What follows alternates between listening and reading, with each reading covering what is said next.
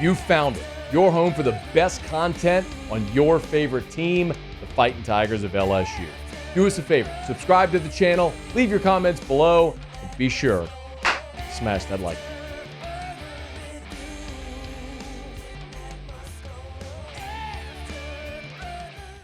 And one of the really unfortunate parts of Saturday night's loss, aside from the loss itself, was the injury to Jayden Daniels, which of course came on what would be his final play of the game. His final two plays of the game were the tip ball interception tipped by Dallas Turner, which led to a short field touchdown for Alabama, gave them a 2-score lead. And then down 42-28, Jayden Daniels went back out there, and on the first play of that drive in the fourth quarter is when Dallas Turner delivered the knockout blow for Jayden Daniels. Daniels tried to stay in the game. Tigers called timeout. He'd go to the injury tent for evaluation for concussion protocol and would not return. So on Monday, Brian Kelly was asked for an update on Jayden Daniels. Here's what he said. I would consider him day-to-day. He's going through the injury protocol, and he's made improvements.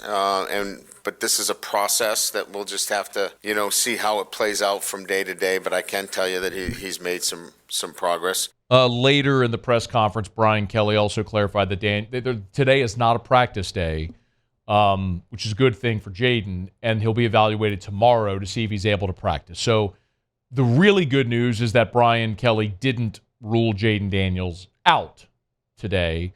Said it's day-to-day, so we'll see how he progresses this week. I mean,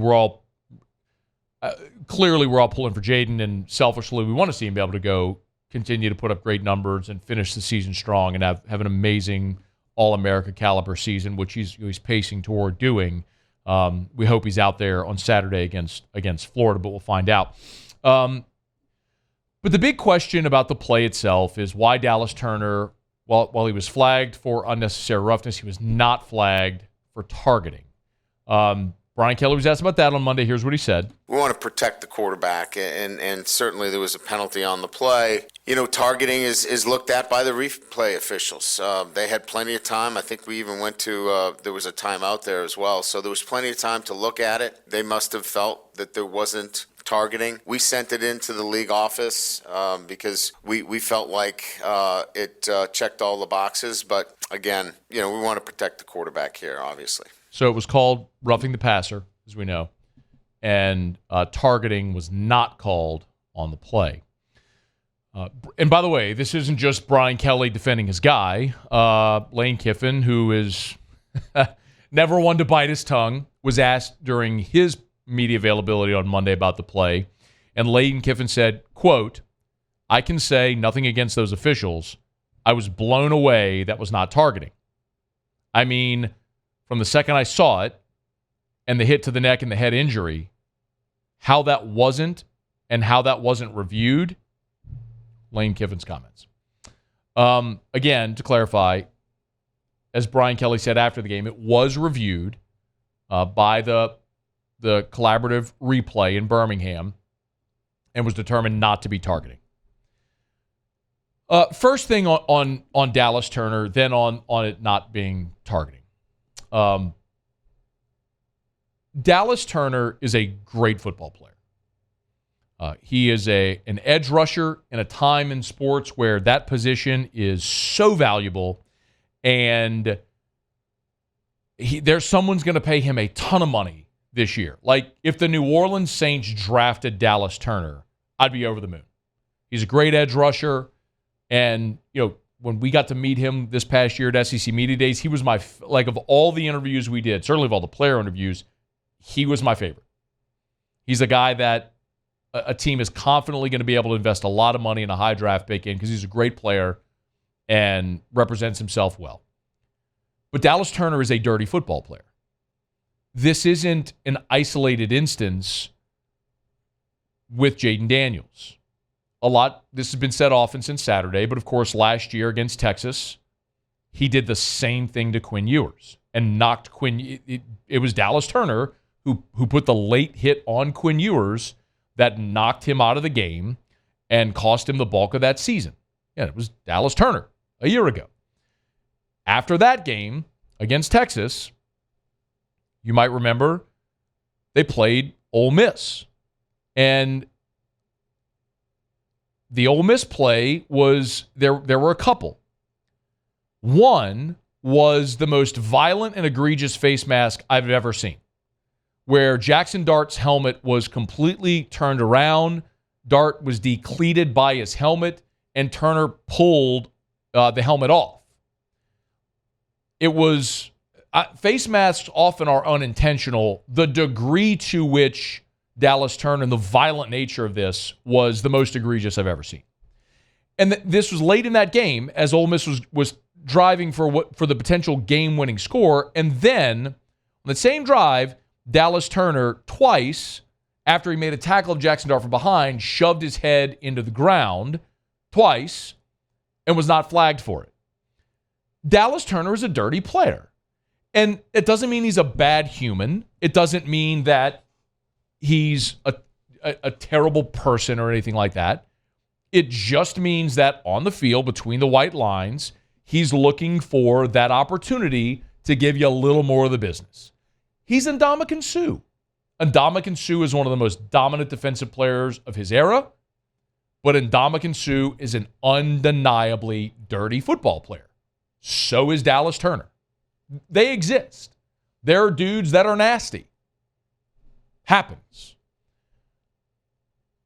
So, yes, everything about the play on Jayden Daniels screamed targeting. Crown of the helmet, forcible contact to the head or neck area. It's targeting. Should have been, and it's hard to imagine why it wasn't flagged for targeting. Dallas Turner should have been ejected from this game and should be sitting the first half of the game against Kentucky this week. But here is my biggest problem that this illustrates, okay? We all understand that when you play football, football is a collision sport and there's risk to everyone that plays. You know it going in. You are accepting a calculated risk when you play football. And listen, 20 years ago, if Dallas Turner makes that hit, he's on every stinking highlight reel. He's on videos of how to tackle, right? They're making VHS tapes of the big hits, and that's the number one highlight, right? 20 years ago. The problem is it's not 20 years ago. It's 2023. And in 2023, we all understand what the rule is. And quarterbacks are protected. And Dallas Turner did everything you're not supposed to do. He took the extra step. He used the crown of his helmet to hit the quarterback forcibly under his face mask. Then he wrapped him and fell full body weight on him. All the things that are major no-nos, he did them all. And he wasn't penalized. He was penalized for unnecessary roughness, but not targeting, which he should have been.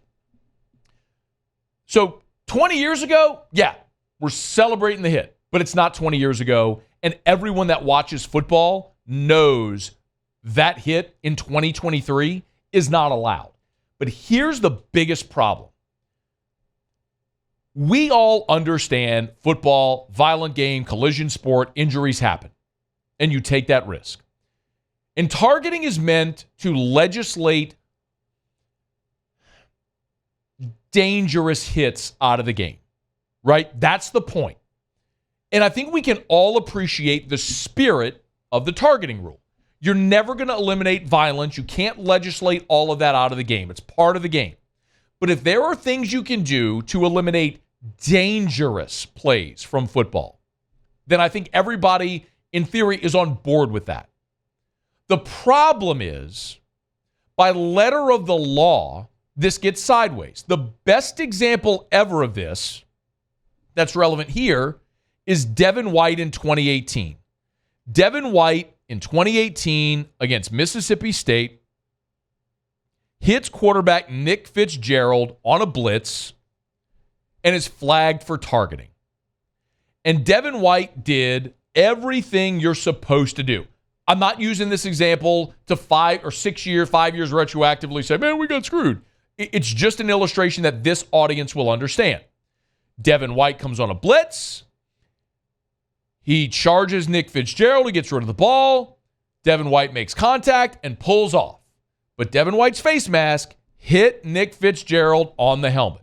By the letter of the law, forcible contact to the head or neck area, that's targeting. So Devin White was rightly flagged for targeting. But nobody looked at that play and said, that's dangerous. That's the thing you got to get out of football. And this is the disconnect. That gets flagged, but what Dallas Turner, a dirty player, did to Jayden Daniels didn't get flagged for targeting. And that's the disconnect that every human being that watches football has with this rule. How in the world is a benign hit from Devin White? And I'm just using that one because it's relevant here.